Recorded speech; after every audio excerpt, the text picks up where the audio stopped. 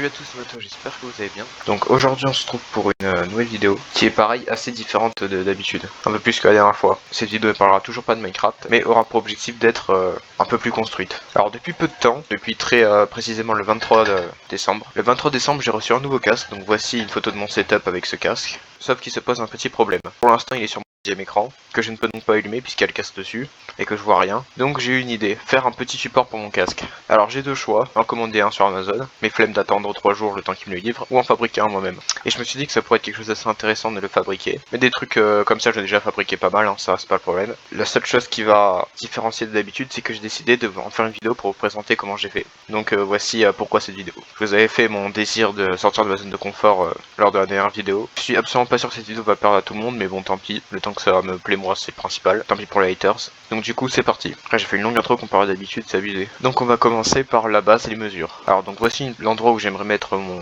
support. En gros le faire suspendre dans le vide, de façon à pas prendre trop de place. Donc déjà le premier truc que j'ai mesuré c'est l'épaisseur de l'endroit où je veux le mettre. Donc on est à peu près sur du 1,5 cm.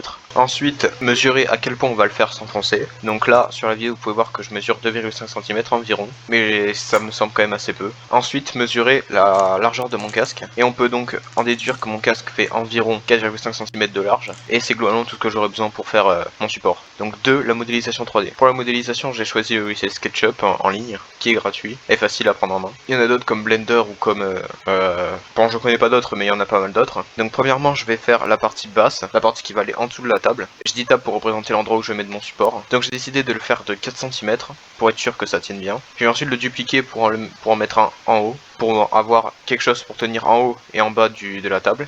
Et bien sûr de relier les deux pour que ça tienne. Donc j'avais mesuré 1,5 cm, donc on va arrondir à 1,7 pour être sûr que ça rentre. Surtout que les côtés sont arrondis, donc c'est compliqué d'avoir les vraies mesures. Et finalement, la longueur, où je vais mettre mon casque. Donc comme je vous l'ai dit, mon casque a une largeur d'environ 4 cm. On va arrondir à 7 pour avoir assez de profondeur. Et on va prendre 3 mm pour faire une petite paroi, comme ça le casque ne pourra pas tomber vers l'extérieur. Dès que ça c'est fait, on enregistre en format STL. STL qui veut littéralement dire stéréolithographie, donc c'est le format pour l'impression 3D. Troisième étape, préparation à l'impression. Donc pour préparer mon impression, déjà je vais ouvrir le fichier en .stl, que j'ai décidé d'appeler support casque. Alors le logiciel que j'utilise c'est Ultimaker Cura, qui est un bon logiciel gratuit, donc c'est cool.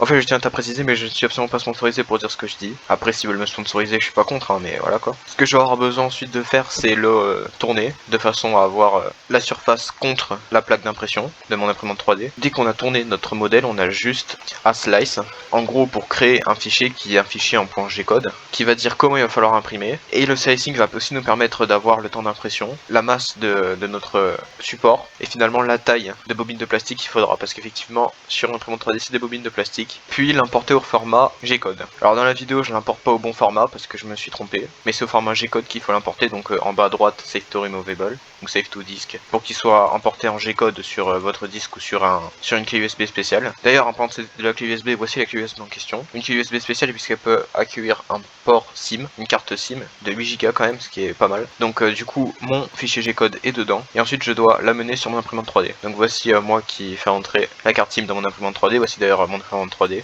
en espérant qu'elle vous plaît. C'est d'ailleurs elle qu'on entend actuellement en arrière-plan. Et ensuite j'ai juste à aller dans mon imprimante 3D sur Print from Sim. Et après j'ai juste à choisir mon fichier qui s'appelle AMZ support casque. Et là l'impression commence. Donc du coup quatrième étape, l'impression, qui ne peut pas être gérée par moi et par l'imprimante 3D. Bon, même si je suis à côté pour vérifier quand même, pour voir si ça part pas en steak, mais voilà. Donc je vais pas vous faire une timelapse parce que j'ai pas une caméra assez puissante pour filmer tout le moment. J'ai d'ailleurs pas de caméra tout court, donc c'est plus simple. Je vous montre juste au début la préparation, donc ça veut dire le chauffage et le hommage. Par chauffage je veux dire la pointe qui chauffe, parce qu'il faut qu'elle soit à 180 degrés pour imprimer ce que j'imprime. Et hommage ça veut dire qu'elle se met au milieu. En gros c'est l'endroit où on va commencer l'impression, voilà c'est plus simple. Et ensuite on a juste à attendre. Donc 5 les résultats. Donc finalement, 1 heure plus tard environ, mon support est fini. Alors voilà, voici à quoi il ressemble. Et j'ai bien fait les calculs puisqu'il rentre parfaitement dans ma table. Et il marche super bien puisque je peux mettre facilement mon casque dessus. Et surtout, il est assez solide. Et ça, c'est cool parce que c'est la part que j'avais qui se détache. Je suis sur un petit peu dessus, mais là, c'est bon. Donc voilà comment j'ai fait mon petit support de casque. J'espère que cette vidéo vous aura plu. Si n'hésitez pas à lâcher un pouce bleu, vous abonner et tout et tout. Si cette vidéo vous a plu et si ce genre de vidéo vous plaît, n'hésitez pas à me le dire. Si vous voulez que j'en fasse plus de trucs imprimés en 3D. Parce que c'est vrai que l'imprimante 3D que vous venez de voir là, ça fait longtemps qu'elle a pas marché. Donc je suis content qu'elle marche toujours. jour et surtout qu'elle marche aussi bien. Je pense que j'exploite pas assez son potentiel. Donc si vous avez des idées de trucs que vous voulez que je fabrique, n'hésitez pas à me le dire. Surtout que pour l'instant là ça me je suis vraiment dans ce genre d'idée de faire des trucs comme ça. Donc si ça vous a plu, n'hésitez pas à vous lâcher un pouce, à vous abonner et tout et tout. Sur ce, je vous souhaite une bonne journée, une bonne vie, une bonne impression 3D d'un stabilo si vous voulez imprimer un stabilo en 3D. J'ai pu l'utiliser d'outro. Et sur ce, je vous dis à plus.